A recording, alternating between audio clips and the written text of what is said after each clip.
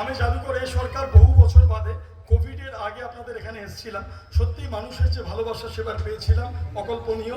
আবার আপনাদের সামনে আসতে পেরে ভীষণ আনন্দিত। আমি কমিটির সমস্ত সদস্যদের জন্য একবার জোরে হাততালি চেয়ে নেব। Thank you.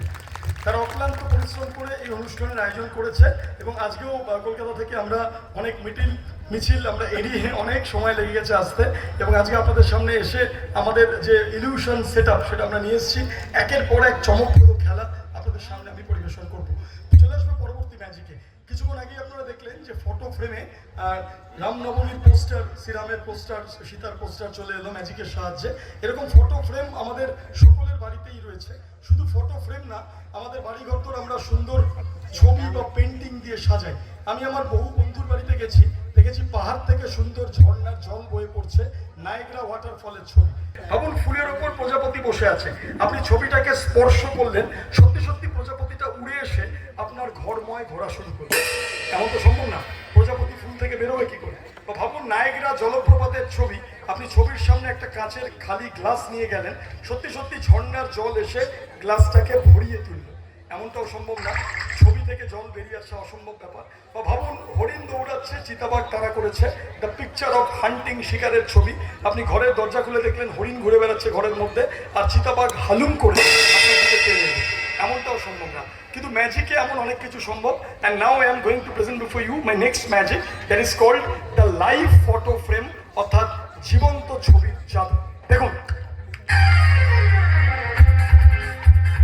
আমার কাছে একটা গোল্ডেন ফ্রেম আছে, তাতে দেখা যাচ্ছে গাছের ডালে একটা পাখি বসে আছে। দেখা যাচ্ছে এটা দিয়ে আমরা কি করতে পারি, লেটস সি।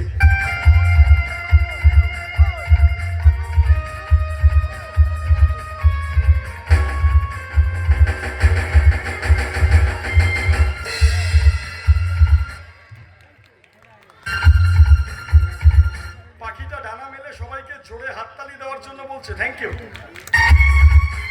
ম্যাজিকেই বোধহয় এরকম সম্ভব। সত্যি পাখিটা চলে এলো। পাখিটাকে তো এখান থেকে কলকাতা নিয়ে যাওয়া সম্ভব না, এত রাতে ছেড়ে দিলে পায়রাটা উড়ে যেতে পারবে না।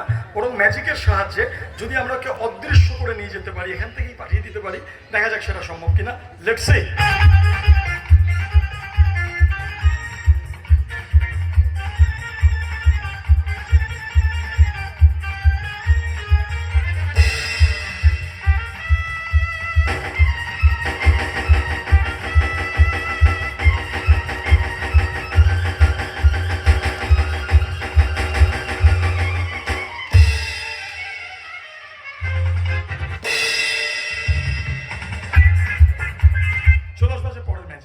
পরবর্তী যে ম্যাজিক আপনাদের সামনে পরিবেশন করা হবে, ভারতীয় জাদুর আজকে থেকে বহু প্রাচীন জাদু, এবং আজকের ভারতীয় জাদুর একের পর এক সেরা খেলা আজকে শুরুতেই আমরা দেখাবো। আজকে আমাদের এই ম্যাজিকটা মূলত দুটো ভাগে বিভক্ত।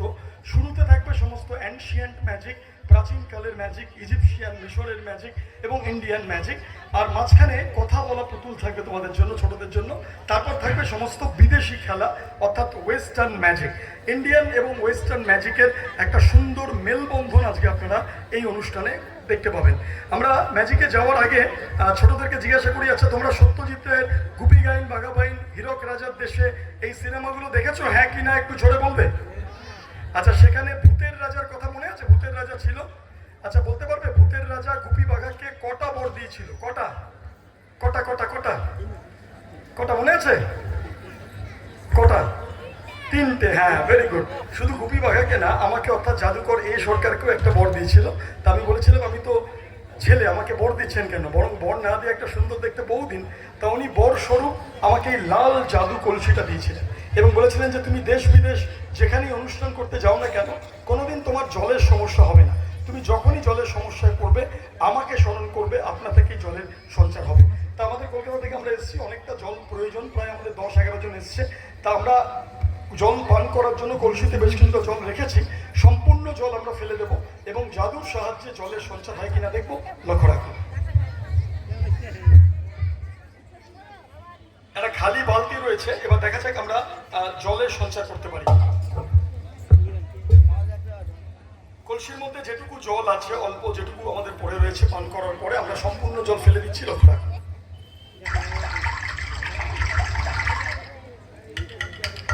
সম্পূর্ণ ফেলে দেওয়া হলো। এবার দেখা যাক ভূতের রাজার নাম নিলে জল আসে নাকি। সবাইকে একসাথে একটু জোরে বলতে হবে, জয় বাবা ভূতনাথ, জয় বাবা ভূতনাথ। এসে তাদের ঘাড় মটকে দেবে। সবাইকে বলতে হবে তো, কি বলতে হবে? জয় বাবা ভূতনাথ।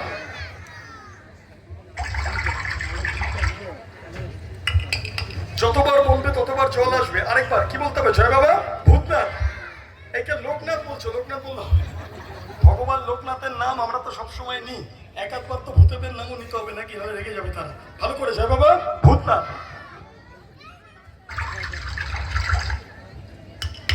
সম্পূর্ণ খালি করে দেওয়া হচ্ছে, দেখুন এক ফোঁটা জলও নেই। ভূতের রাজার নাম নিলেই জল আসবে। আরেকবার পরীক্ষা করে দেখি, কি বলতে হবে? জয় বাবা ভূতনাথ। অদ্ভুত ব্যাপার, আরেকবার করবো কিনা? কি বলতে হবে? জয় বাবা।